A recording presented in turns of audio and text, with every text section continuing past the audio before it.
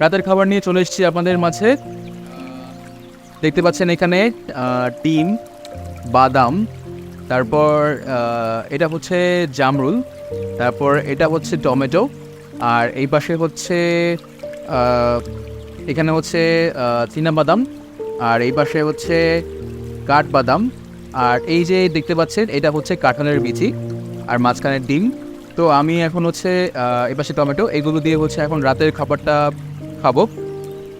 আর আপনাদেরকে একটা কথা বলে রাখি যে আপনাদের হয়তো অনেকের ধারণা যে ডায়েট মানে হচ্ছে না খেয়ে থাকা। আসলে ডায়েট মানে না খেয়ে থাকা না, ডায়েট মানে হচ্ছে আপনি যে খাবারটা খাবেন সেটা যেন পুষ্টিকর খাবার হয় এবং স্বাস্থ্যসম্মত খাবার হয়।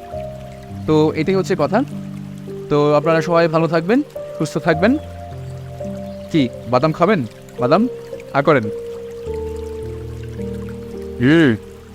বাদামটা বেশ মজা।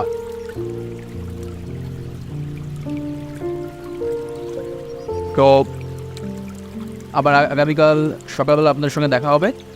যদি আমার এই ডায়েট রেসিপি আপনাদের ভালো লেগে থাকে তাহলে আপনারা ফলো করতে পারেন, অথবা যদি কোনো পরামর্শ থাকে তাহলে সেটাও আমাকে দিতে পারেন।